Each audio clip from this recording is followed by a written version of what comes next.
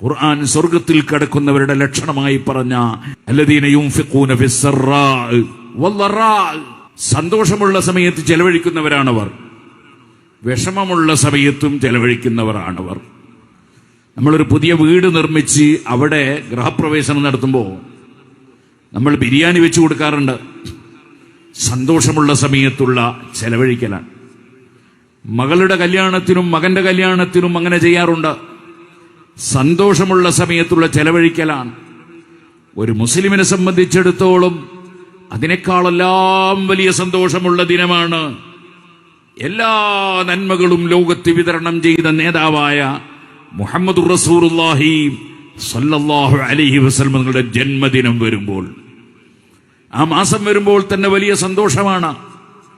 അവിടുന്ന് പഠിപ്പിച്ച ഖുർആൻ ഇറങ്ങിയ മാസമായ റമദാൻ വരുമ്പോഴും വലിയ സന്തോഷമാണ്. അതുകൊണ്ട് റമദാനിൽ ധാരാളമായി സംഭാവനകൾ നൽകും, ധാരാളമായി ഭക്ഷണം നൽകും, പക്ഷേ പകലല്ലെന്ന് മാത്രം.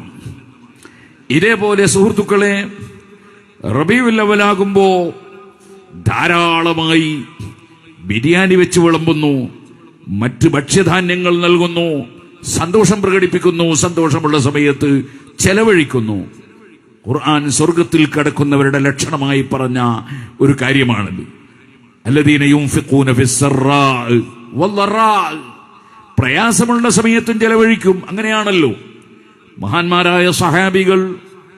ഇമാം അഹ്മദ് ഇബ്നു ഹംബൽ റളിയല്ലാഹു അൻഹു റിപ്പോർട്ട് ചെയ്ത ഹദീസിൽ കാണാം, ഇമാം സിയൂത്തി റളിയല്ലാഹു അൻഹു അൽ ഹാവിൽ ഫതാവയിൽ ഇതെടുത്തു ധരിക്കുന്നുണ്ട്, ഇന്നൽ മൗതാ യുഫ്തനൂന ഫീ ഖുബൂരിഹിം സബ്അൻ, 7 ദിവസം ഖബറിൽ മരിച്ച വ്യക്തികൾക്ക് പരീക്ഷണമുണ്ട്.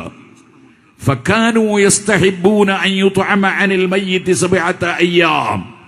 അതുകൊണ്ട് മുഹമ്മദ് നബി സല്ലല്ലാഹു അലൈഹി വസല്ലം ശിഷ്യന്മാരായ സഹാബികൾ 7 ദിവസം മരിച്ച മയ്യിത്തിന്റെ പേരിൽ ഭക്ഷണം കൊടുക്കുന്നത് അവർ വലിയ പുണ്യകർമ്മമായി വിശ്വസിക്കുകയും പ്രവർത്തിക്കുകയും ചെയ്തിരുന്നു.